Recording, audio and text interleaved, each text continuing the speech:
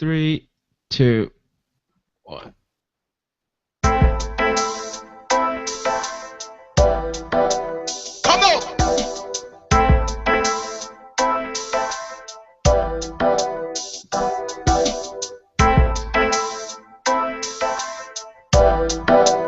Come on!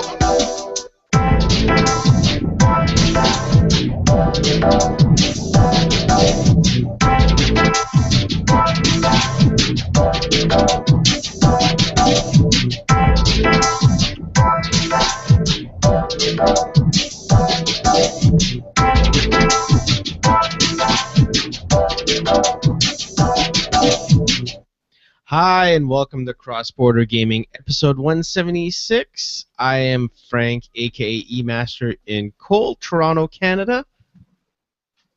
And I'm Harold, aka H-Bomb, in sunny Southwest Florida. Well, at least you have heat over there. It feels like... Yeah, we have a lot of heat over here. Send some over. It's fucking cold out here. Yeah, I know. A couple weekends ago, you had really bad rain. The weekend of the IndyCar races. That still happened. Yeah. I had to wear a jacket a couple of nights ago. I've never worn a jacket in So July. the 2.5 weeks of summer are over? Yeah, pretty much, and I also think global warming is complete bullshit. More so now than ever. So Al Gore can kiss your ass? He can kiss my ass since he opened his mouth. Anyways, Episode 175, or 176, Al Gore can kiss my ass. man, fuck him. If not, I'll just beat him again in South Park. Well, you beat him twice in the game. Gloria. He's a boss in South Park. Two bosses, Man, Bear, Pig, and himself. You essentially send you on a bunch of missions to do some stupid shit, and then he spams your Facebook wall, and then you have to kill him in order for him to stop, and unfriend him. And he has secret services protecting him. It's a pain in the ass, actually, if you're not leveled up properly. Okay, so Frank, what have you been playing? I've been playing a lot of Civ Rev on console.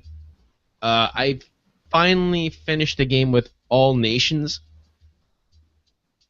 It's the harder achievements that are a bit more difficult to get, but I actually find it to be a good stress reliever if I just want to play a game and wipe out a whole bunch of civilizations that piss me off when I don't like them. By Napoleon. Yeah, especially him. And I also played some... I actually got WWE 2K14 to prepare myself for 2K15 because Sting's going to be in it. Roxanne, you don't have to put on the red light. First of all, at least the Sting I'm talking about can still perform. Sting the Stinger can't perform anymore. He can't hit a note past a fucking... What is it? An F sharp? That's the highest note that man can hit now with his fucked up. So he should retire, actually. I went ahead and got the season pass for WWE 2K14 as well, which unlocked a whole bunch of characters, and I really, really like the fact that they let you not only customize wrestlers, but let you download them from their own user-created type. Well, not. I mean, there's that Twitch channel that Adam's really into, that video game championship wrestling or something like that. I mean, he's talked about it on my show. Yeah, he's really into it. And the other thing is that 2K Games allows people to put whoever there they want. Despite the fact that people are wrestling for another organization or in Japan or in the indie wrestling scene, it doesn't matter, and they don't take them down because of quote-unquote copyright infringement or trademark infringement, which I think is pretty cool. Lawsuit waiting to happen. I don't think so, because it's fan-made creations, and if it's just fan work, it's fan work. Two, I mean, look, you don't have the intro songs, you don't have, is it the Titantron intros? I mean, it's still... I mean, it's not the complete package, so to speak. Oh, yeah. I also got Battle Block Theater, which was free. Yeah, still is for another 3 hours and 40 minutes or so. I'm not sure when the switchover happens. Yeah, I'm not too excited about next month's games, but more on that later. Yeah, more on that later. But Battle Block Theater by itself isn't bad, but I'm not sure how much I'm feeling it compared to, the other games from Behemoth that I've played in the past. This is probably going to be my least favorite Behemoth game of all of them, but it looks nice. Yeah. And I also played some Civilization 5 on the PC, which, after playing Civ Rev for the past month, like, endlessly, I will have to conclude that regular Civilization is just too slow for me. And it takes forever for things to happen in that. Yeah, I'm more of a fan of Civ Rev myself. I mean, I've dabbled in 4 and 5. I like the options, though, in Civ 5, like, the things that you can do and everything. Mm-hmm. But, I don't know, I guess I'm just too used to the simplified combat, as well as the simplified gameplay and smaller world that Civ Rev gives me. Other than that, Tetris Blitz on the iOS, and that's about it. Speaking of games named Blitz, I am now over 400 gold stars on Rock Band Blitz. Does that mean Harmonix is going to send that hooker over to your house yet? How many stars do you have to get so that they'll bring a chick over to your house? And she'll be scantily clad in or wearing nothing at all. Or a Flash's trench coat, that would work too. Played a little bit more Tomodachi Life. Mario Kart 7, I played that a little bit with my niece while we were at the beach last week. Played some Mario Kart 8. Various Vita stuff. I actually got a 64 gig card for it and filled it up. Oh yeah, you have all that cross-platform. All that cross-platform stuff, all that plus stuff. So essentially, I was playing various Vita stuff to determine what I want to keep on there, what I can get rid of. Probably one of the biggest losers I played, Machinarium, which I'm not necessarily saying it's a bad game. I'm just saying it's a bad implementation of a game. I mean, it was originally a PC game. I'm sure it'd be an awesome game to play on PC. It just doesn't translate to Vita. Damn. Why, so you need the mouse and click?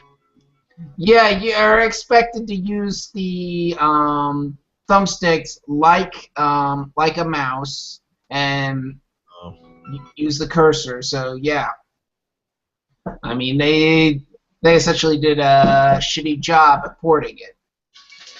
I would imagine that has to play like you're playing it with a push stick on an IBM laptop. Yeah. Wicked. What else? But yeah, of course, last week on PlayStation, on PS Vita, they finally got Entwined, which had previously been out for PS4. So I got that, and it's still awesome. Not only is it cross-buy, it's cross-save. So I was just picking up where I left off on my PS4 while I was down at the beach. That's cool. Mm-hmm. And also new 3DS game I forgot to put down, Siesta Fiesta.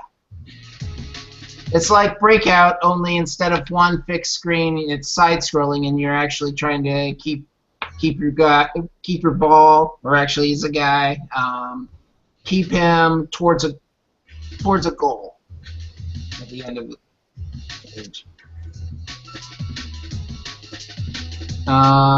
Let's see, and Tuesday, yeah, today is Thursday.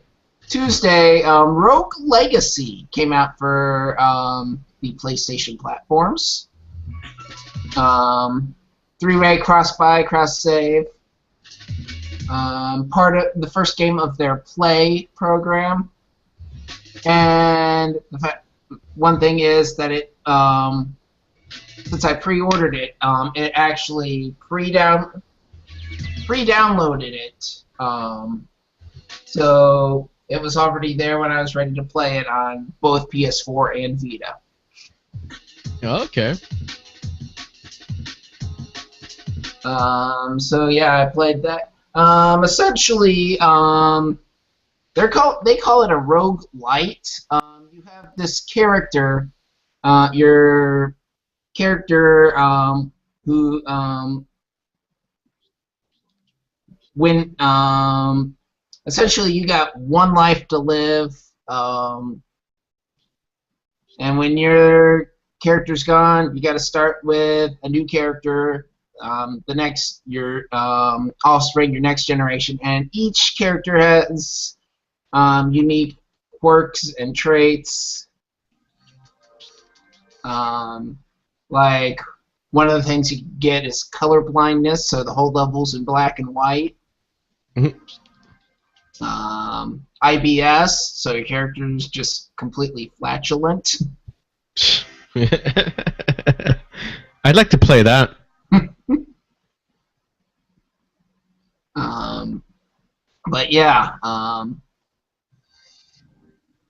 But yeah, and the castle changes every time unless you pay the architect percentage of your gold to lock it. And of course, you gotta, whatever your gold your predecessor leaves, you can't take that with you into the castle. You gotta essentially spend it to power up or lose it. And what aggravates me is those times where I don't get enough gold to do anything, but I can't save it. So I just gotta give my gold at the gate, and I'm screwed. It's a little bit on the frustrating side, but fun. It's the kind of game Alex O'Neill might like. Mr. Spelunky. And today I was playing some various Game Boy stuff because today is the 25th anniversary of the Game Boy's US release. And on Tuesday's H-Bomb and Friends, Adam, Philip, and I are going to talk about Game Boy. Nice. Mm-hmm. But yeah, I played a little bit. And I was actually streaming too with my Retron 5. Played Tecmo Bowl, Space Invaders, Pokemon Blue, Game & Watch Gallery, and F1 Race. And one thing I discovered about the Retron 5, it does Super Game Boy. Not the borders, but the color. Oh yeah, I know. I saw that in what is it when they previewed them? I never noticed that. No. No. I know it did Game Boy Color games, but I didn't realize it added color to Super Game Boy games. I mean, it did that to Space Invaders. It did that to Pokemon and Game & Watch Gallery. But anyway, let's move on. Let's move on to our big talk. Anyway, we're going to be talking about increasing development cycles, and essentially how that's leading to a bit of a divide between AAA and indie titles, and essentially the end of mid-tier games. Well, I don't mind the increased development cycles, as long as there's no further delays. Yeah. I mean, sure, if you're taking longer to finish a game, you're setting a more realistic, or at least giving a, elongated release date. Waiting like several years. Yeah. I don't mind that as long as they don't after that say, oh, by the way, we gotta polish the game. It's like, well, what the fuck have you been doing for the last 2 to 3 years? I mean, yeah, and this is coming after a whole bunch of games have been pushed back to 2015. Most recently this week, Sunset Overdrive and Dragon Age Inquisition. I mean, who expected that? Then again, nobody expects the Dragon Age Inquisition. Not at all. That's going on the list. I'm not sure. I don't. Like I said, I don't mind the development cycle, but if you do make a longer development cycle, don't delay the game after that.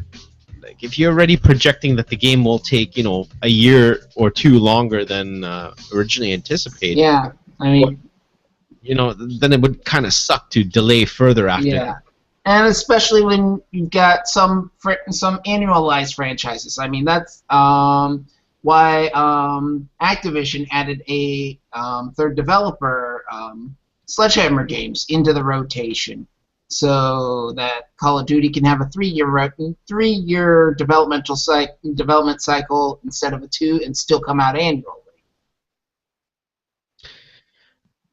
I still don't know how people buy the same FPS every year. Well, except I don't know why people buy the same sports game every year either. No, me neither. Well, I can understand people are fans. There's roster. Yeah. But NHL. I can't tell the difference between NHL. What is it? 13 or 14. Yeah. Other than roster, I really can't tell the difference. Now, in the age of DLC and patches and stuff, you could easily keep a sports game going for at least 2-3 years without a major upgrade, and just roster updates. And then it wouldn't take as much to develop either. Yeah, but then again, EA makes a mint on those kind of games. Don't you think they could make a further mint just by making I don't know. I guess they wouldn't, because they're kind of counting on it. Well, but then they'd also be spending a lot of money on dev costs.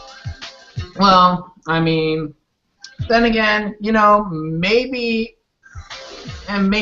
that's an approach they should take to some, but not all their franchise. I mean, Madden and FIFA sell, but maybe look at maybe do it. Maybe stretching out hockey, maybe stretching out the NHL games, and maybe only doing a new one every 3 or 4 years, and just stretching it out with roster updates. On the other hand, I don't know how much their dev cost is right now for every NHL game. To be honest, I mean, how much of that is just recycled code? Yeah. Of course, we'll never know, because that's their trade secret. But I'm guessing with the games looking very similar to the previous ones, I really can't say that it can cost them that much to begin with. Yeah, but are they selling? Of course they're selling. There's sports fans everywhere. Maybe because you and I aren't rabid NHL, FIFA, or NFL fans, that doesn't mean other people aren't. Trust me. There's people that I know that are fanatic about buying these games. Yeah. But that's just their bag. It's not mine or yours, perhaps, but it is theirs. But anyway, going back to increasing development cycles, my concern is that game prices this is just going to drive up the price of games, because the fact that it's taking so long, it's taking all this talent. They need to get paid. You got. I mean, Pay the talent. They just lay them off, and when there's a sign of trouble. What are you talking about? Yeah. I mean, there've been big games that just had trouble breaking even, like the last Tomb Raider game. Well, that's because Tomb Raider is so 1998. That's why. I mean, I didn't play it myself, but I heard good things about it. It didn't sell bad. It just didn't sell. It just didn't sell enough. And that's just the first example I could think of. I just think that franchise has been gone for so long that. Yeah. I mean, I'm not even specific. Not even specifically going into the Tomb Raider franchise. That's just an example of a game that still sold decently, but just wasn't enough. And this is kind of breaking a divide, and kind of bringing an end to mid-tier games, because you can't put this kind of money into it into the games because it's not going to make the money back. I mean, this is video games are kind of like going the same way Hollywood is. They're putting all their money into surefire hits. Well, yeah, because they want to make sure their investment actually. Yeah, which means they're not giving more original concepts a chance. And I mean, another game that comes to mind, a mid-tier game that was all right. It just didn't sell well enough, and its studio went out. And I am talking about Kingdoms of Amalur: Reckoning. I mean, from what I've heard about it, it wasn't a great game, but it was a decent game.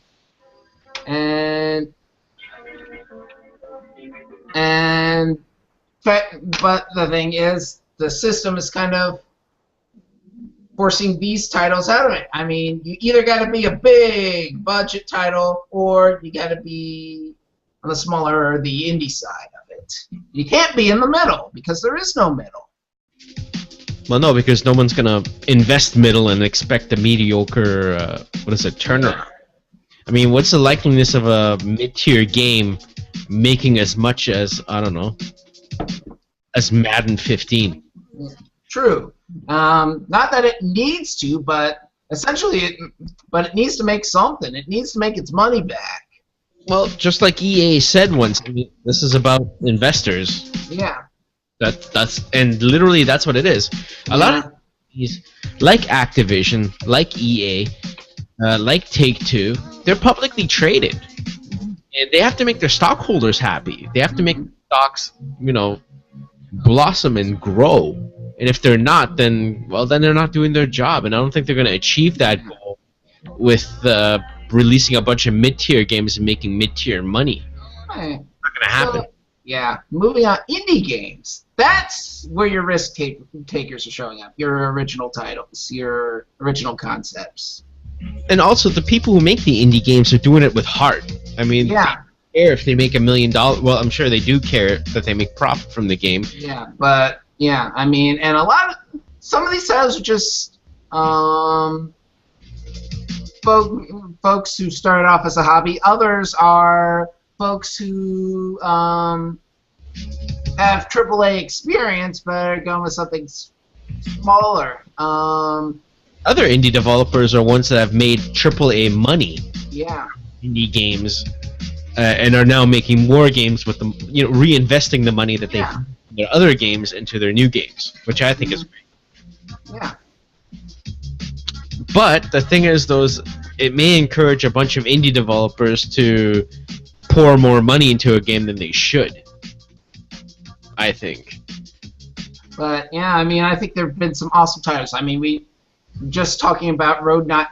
I guess that was before the show, but Spry Fox's Road Not Taken, a game I played at PAX. They were the same guys who did Triple Town, and this is. We're gonna talk about it a little bit more, but it's just a fun game, fun to play game. It's got some roguelike elements and puzzle elements, very creative. And another indie game that I learned a bit about this week, very intriguing. Game called Centris, which is coming for PC, Mac. I think she said mobile, and Ouya of all things. So an excuse to hook up my Ouya again. But it's Ouya is what? Ouya is still a thing. Apparently, but it's a music-based puzzle game where you actually, in solving the puzzles, you actually create your own music, which you can after completing the puzzle, you get a WAV file of the song you created. It hits early access in August on Steam. It's gonna be the first early access game I get. But yeah, but as I was saying, indie games. That's where all the all the good ideas are at. And those are the games I feel more excited about. I mean, there's very Yeah, triple same A here. that I get excited about nowadays because either they're not coming out, the sequels that I want aren't coming out, or they're not coming out for like another 4 or 5 years. I mean, look, I'm looking at playing GTA 6. When 2017? Which comes out first, GTA 6 or Rock Band 4? That's very difficult to say because I don't know how long GTA 6 has been in development. Yeah. Because I believe GTA 5 was in development already 1 year before GTA 4 came out. They were starting to work on it. I know Laszlo said they were already working on, or have been working on 6 for quite a while already. Yeah. So, I don't know, but I think Rockstar has a very...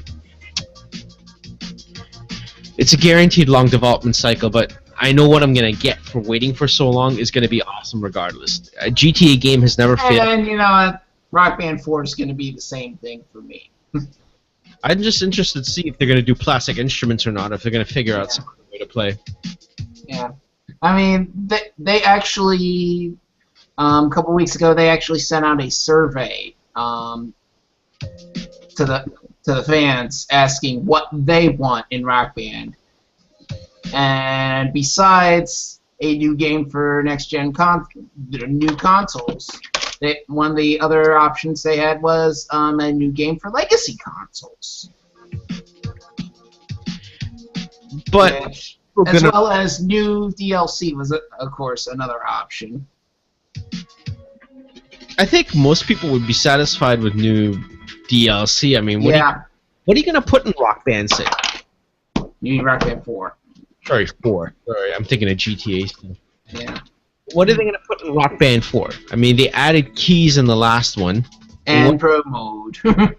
Exactly. So what are they going to do in the next one? Yeah. I mean, they don't really need to iterate. I mean, I honestly feel like Rock Band has honestly hit its ceiling.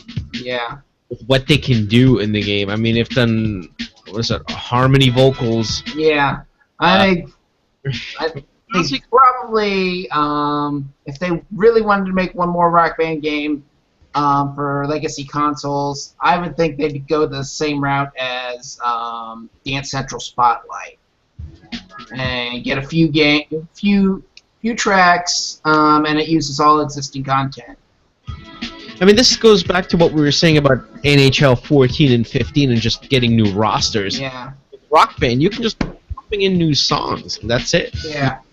People are going to be fine. Yeah, I mean, that's the thing. To be honest, I think that's probably the only likely thing that's going to happen. Yeah. Developing a whole new game from scratch without... I mean, what the fuck are they going to... Again, what are they going to be doing? I don't know, and that's what kind of scares me about Rock Band's future. It's kind of hit the ceiling. Like, there's only so much you can do. And that's why I'm so afraid that if there's going to be there's a new Rock Band, it's not going to be Rock Band. Not as I know it. I mean, the only thing that I could think of is you add double bass pedals to the drums. That Already do that. Oh shit, they already did that. See. Well, I know. Just on Rock Band Network stuff.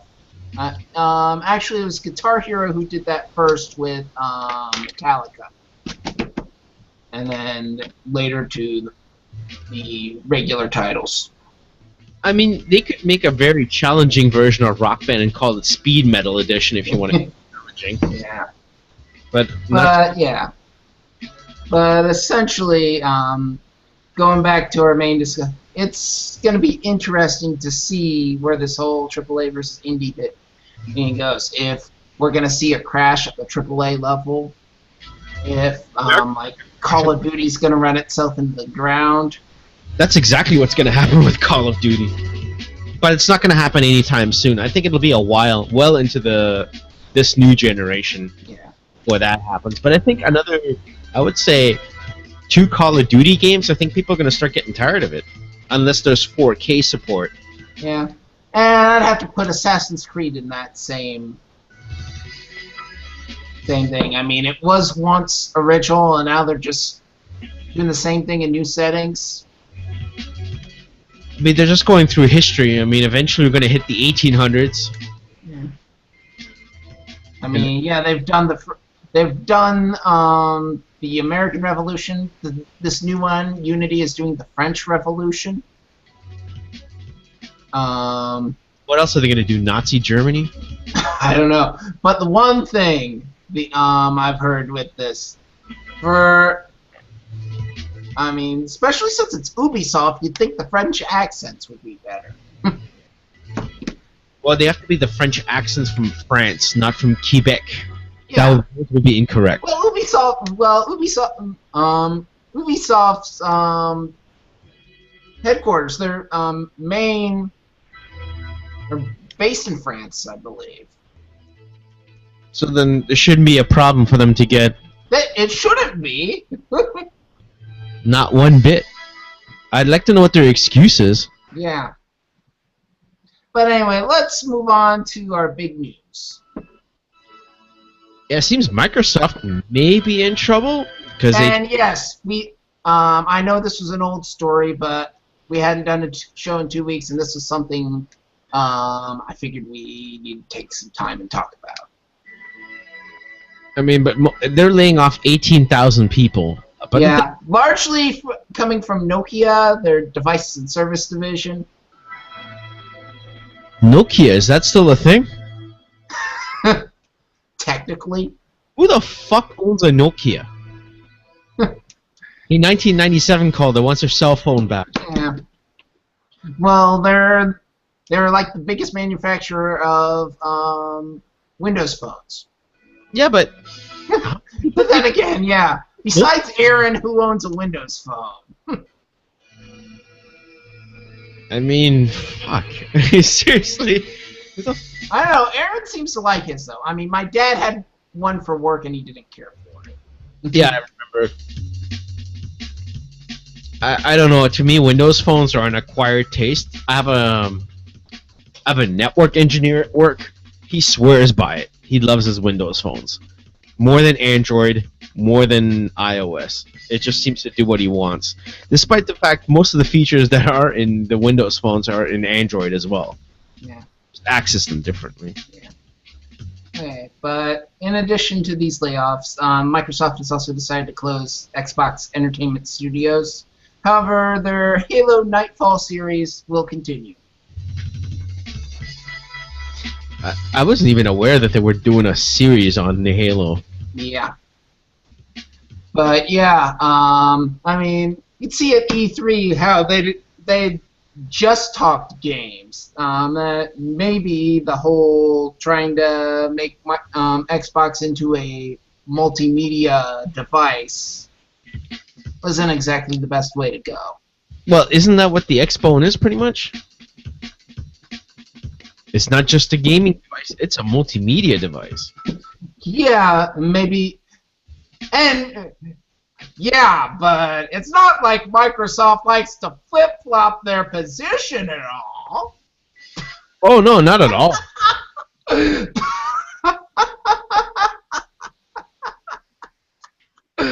Fucked up, Microsoft, sorry. You really fucked up. How many flip-flops has that been? I lost count after 4. I think we're up to 8. I think I need to take a pair of flip-flops to PAX East and have Major Nelson sign them. I'd love to see you do that, seriously. If you can make me sign flip-flops. What's that on your wall? Oh, those are flip-flops signed by Major Nelson. Why? Because Microsoft likes to flip-flop? You get Bill Gates to sign them, too. Hunt down Bulmer, whatever he's doing these days. He's buying the Clippers, that's what he's doing. Yeah, okay. Gonna turn them into the Seattle Supersonics again. Or maybe Microsoft isn't in trouble because apparently, and speaking of flip-flopping, the Xbox One's monthly sales doubled in the US after dropping Kinect. No shit! Yeah, but that's just 1 month. I mean, let's see how they do in July. I would have loved to have seen what would have happened if they would have never included that stupid Kinect for an additional $100. But one thing that came out recently from Sony is that PS4 is still outsold Xbone 3-1. Well, yeah, because they gave their fans what they want. Xbox, when it was Xbone, when it was announced, didn't give fans what they want. Instead of what all they did was throw shit at them. Yeah, and then when they changed their mind, they made it like it was our fault that they had to change it. Well, it's not my fault. It's not our fault that you put in features that no one gave a fuck about. Yeah. That's on them. That's poor calculation. But one thing that did come out, I believe, yesterday. Oh no, it was Tuesday because we talked about it on H-Bomb and Friends. Zen Pinball FX2, because we're talking Xbox. It was originally supposed to come out this week, and the thing was you'd have to rebuy all your tables. But Zen actually announced this week that they have decided to delay it, and they're gonna, and you're borrowing from Sony's playbook, you're gonna be able to transfer your old tables at no additional cost. Is that another flip-flop? There we go. Yeah. Yeah, sounds like another flip-flop to me. Oh shit, Microsoft customers are pissed off about something we did that they didn't like. Let's switch it back. But at least that's a good delay. Yeah. I mean, going back to what we were talking before, if they're getting it right, don't have a problem with the delay. No, not at all. I don't either. If and when I ever do get an Xbone, hey, at least I'll have some pinball tables to play on it. I don't think I'm ever gonna get an Xbone. I think there's only one console that I could afford a monthly subscription, or sorry, a yearly subscription for. There's no way I'm doing that with two again. Yeah. I find myself, as I get older, to have less and less time for this shit. Yeah. And what I do like to play is classic. Okay, so moving on to Nintendo. And despite heavy Mario Kart 8 sales and pretty good adoption of Wii U because of Mario Kart, they're still posting a loss of 97 million. Which, at least that number is going down. But I believe we had a discussion a couple of episodes ago where you claimed that Mario Kart 8 was selling Wii U's. It just wasn't selling enough! It's not, no, nobody, it was not moving consoles at all. 90% of the people who bought Mario Kart 8 were people who already bought a Wii U. Oh. Because they knew that Mario Kart, as well as the other games, Smash Brothers, are all going to come out for it eventually. Okay. I think in general, and I mentioned this in my audio recording today, people who bought a Wii U know what's going to come out for it. They know that's going to have Mario Kart. They know it's going to have Smash Brothers. They know there's going to be another Zelda. They know there's going to be another Pikmin. They know that this is going to happen. So why wait? Buy console now. The games will get announced later.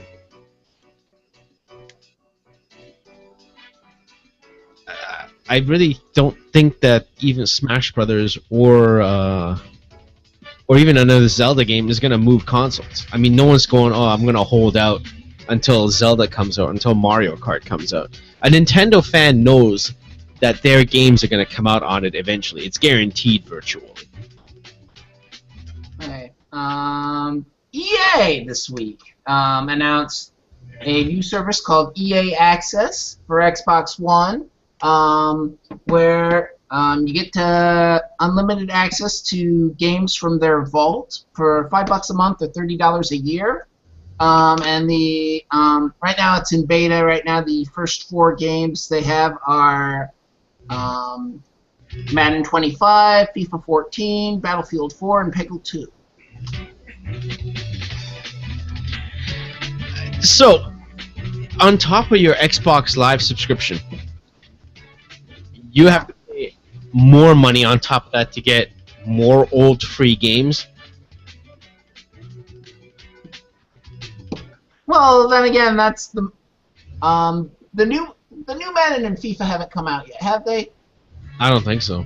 So yeah, this is the most recent Madden and FIFA, even though the new ones are just around the corner. I believe these ones were released last year, though.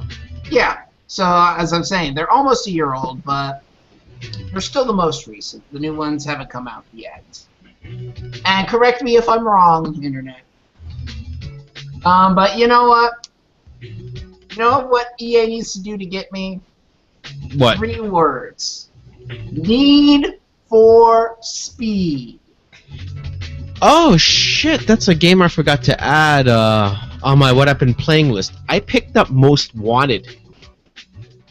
What did they do to the fucking controls of that game? They turned it into not an arcade racer. They pretty much turned it into almost very much controls that are similar to what I find in Gran Turismo. I liked Most Wanted. I hated the controls. I was actually offended and felt I'd like offer to play with you, but I think the only platform that I don't currently own it for is 360. huge Need for Speed fan. I bought all the up until what? Carbon?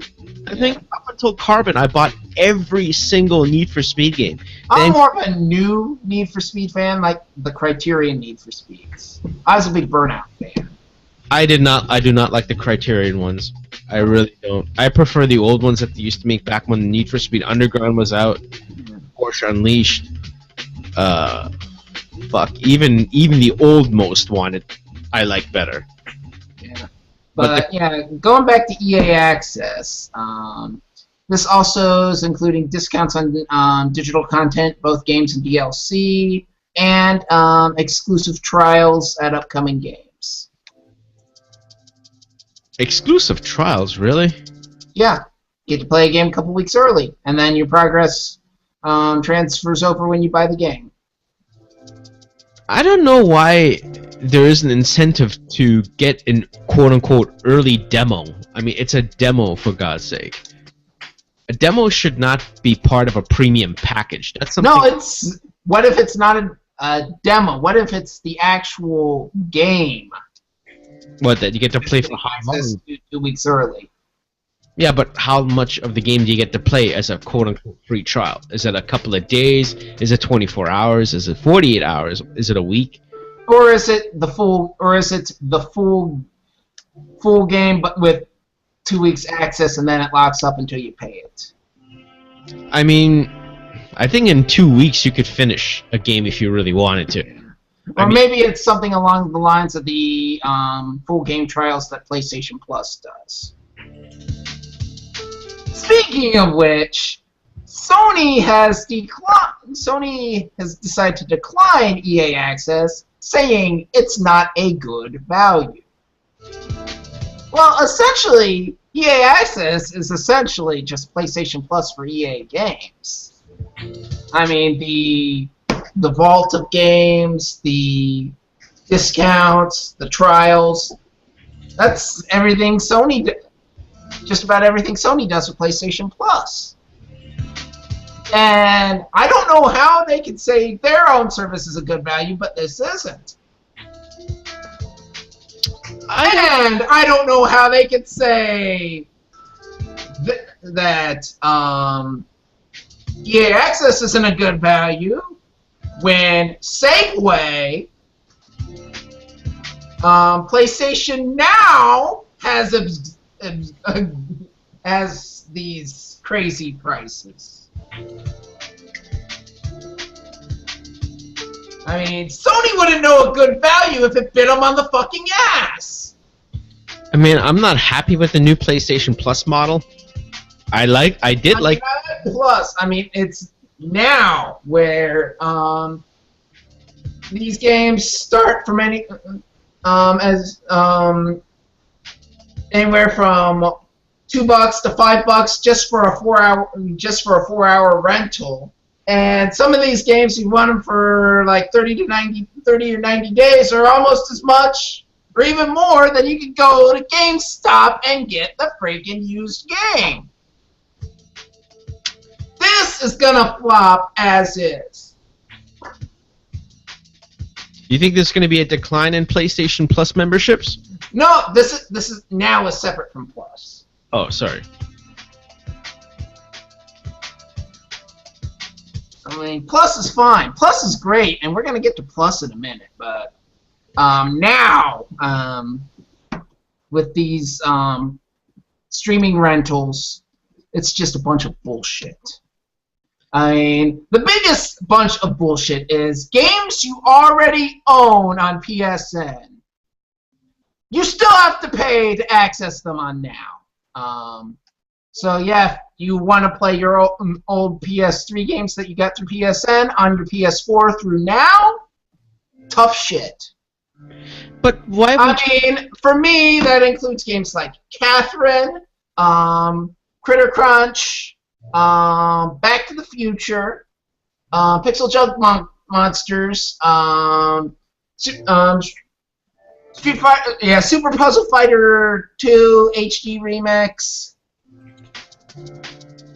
Yeah, but here's the thing, though. Why would you buy PlayStation Now when you already have a PS4 or a PS3? What's the point of owning both? To be honest. Well, the thing is, PS Now, hypothetically, you can stream it not only on your PS4 but also on your Vita, so you can take it on the go, as long as you have a good internet connection, or on, as well as certain Sony TVs.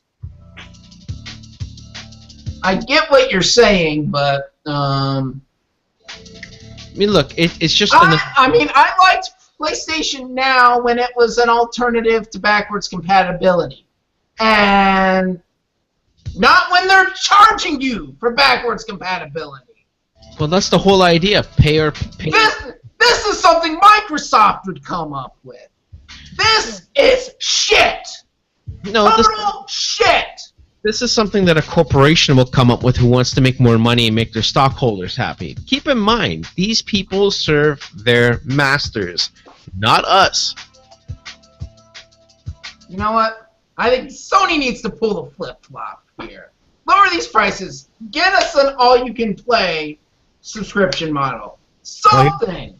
Unfortunately, Sony's not known for flip-flopping that much, at least not in a while. Maybe you're just gonna have to. That's why Microsoft. Does that mean Microsoft is better than Sony? Regrettably, yeah. Fuck!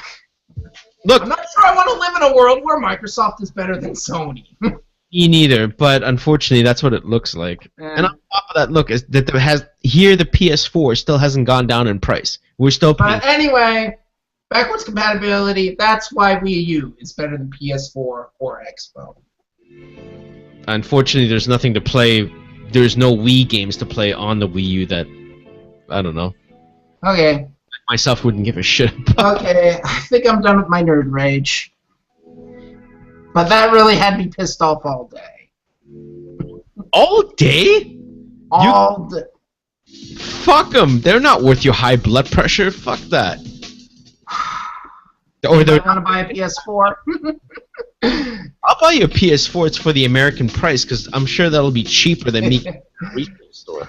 Although, if I was gonna buy a PS4, honestly, right now, I would get the Destiny bundle, because I would like a white one. Yeah. It would match my entertainment unit. Okay, moving on. Free games. Xbox Games with Gold, and that's 360, is getting Motocross Madness this month. I had to look that up. Yeah. Motocross Madness tomorrow, and then Dishonored. Yeah, Dishonored. The second half of the month.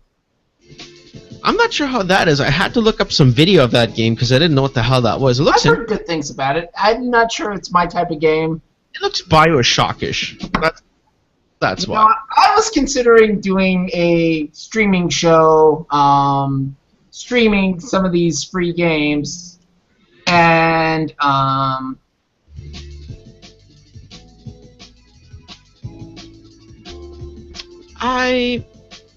don't know. I'll give that game a shot. As I say, I was thinking about doing a streaming show called Worth the Free, where I try out some of these games and conclude whether they're worth it or not. Yeah, but that means every FPS game that comes out is going to be automatically not worth the free. Not to mention one of these games that's coming out on PS Plus. But let's get through Xbox first. On Xbone, Crimson Dragon and Strike Suit Zero Director's Cut. I have no idea what those fucking games are. Oh shit, I'm turning into an old man. Anyways. On PlayStation Plus, we got, for the PS4, Road Not Taken, which is made by your favorite developer of all time. Or your favorite game. Brightbox? No, it's made by Phil Fish. I don't know. I'm sorry, I'm sorry, I'm just getting distracted. My phone was ringing at the same time. But yeah, Road Not Taken, which is from Sprightbox, makers of Triple Town. I played it at PAX East, and I really enjoyed it.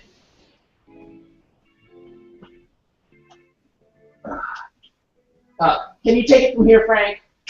Sure. And we also got Crysis 3 on the PlayStation 3, which should be interesting, considering it's on the PS3. That's not. Oh, you there? Yeah, I'm here. Hello? Yeah, I'm here. Oh, I didn't hear you. Cord got unplugged. Okay. Yeah. So yeah, Road Not Taken, very good, and I was gonna buy it anyway, so that's nice.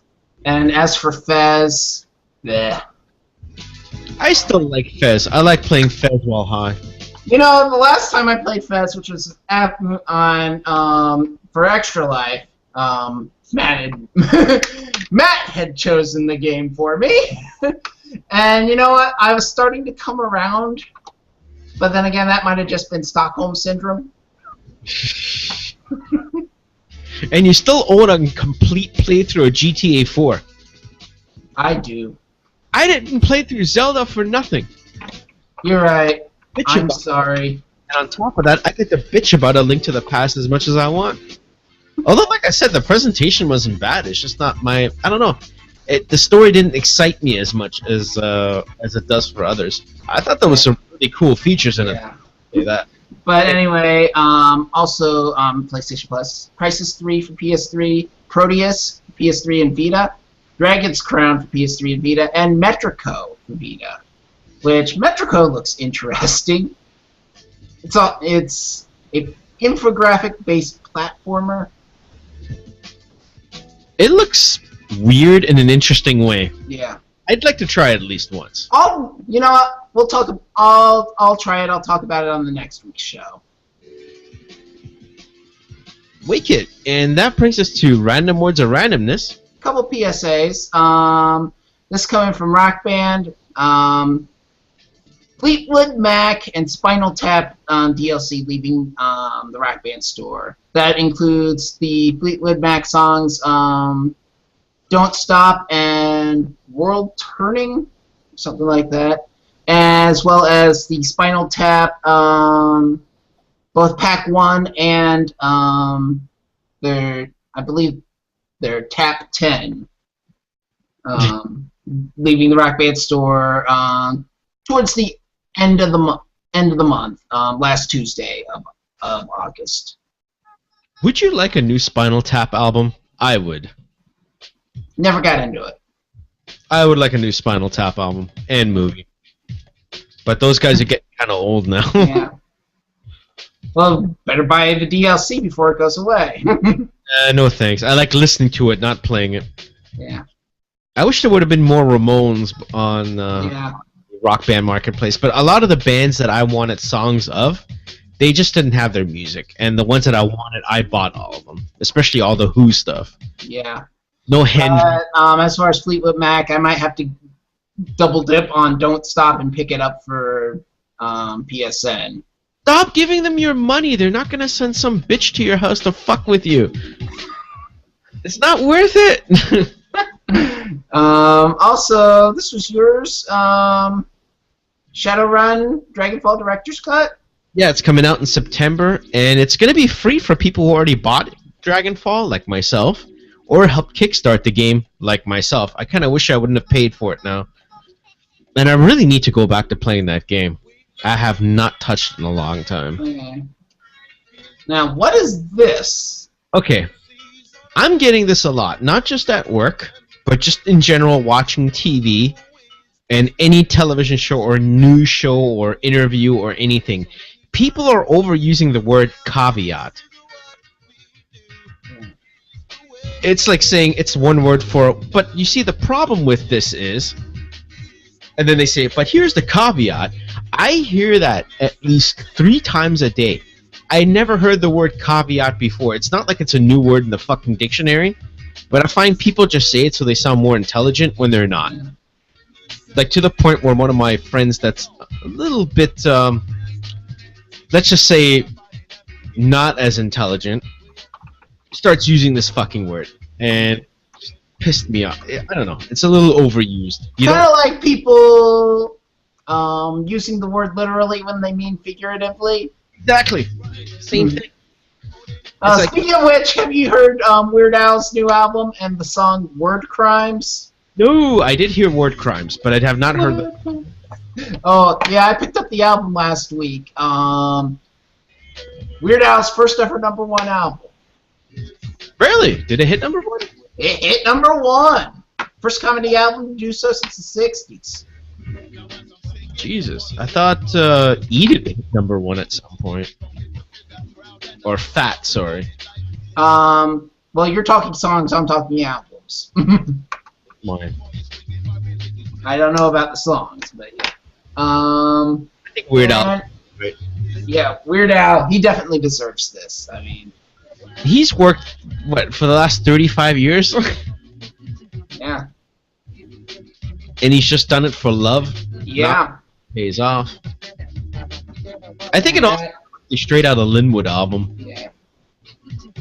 Don't download this song.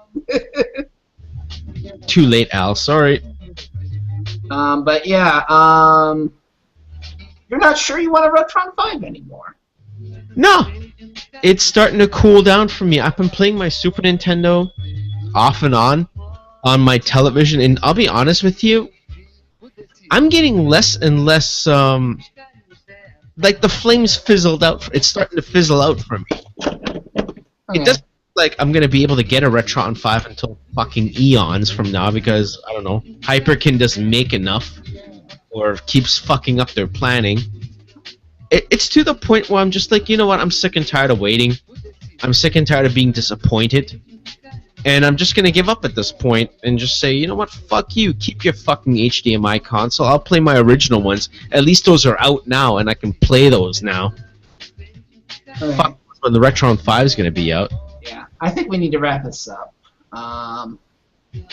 So anyway, housekeeping, crossbordergaming.com, Stitcher, iTunes, HBomb, eMaster feedback, all at crossbordergaming.com, facebook.com/CBGpodcast, youtube.com/crossbordergaming, voicemail 747-CBG-POD5, that's 747-224-7635, Twitter's USF HBomb, eMaster 1980, CBG Podcast, Audio Booze, HBomb and eMaster, friend and podcast shoutouts, HBomb Friends, Retro Function, Podcast 64, Fantastic Neighborhood, Retro Nick Radio, they'll be live on Sunday, Game Enthuse, Rational Passions, GameGIce.com, Reclamation Brewing, and we'll hopefully be back next Thursday at 8.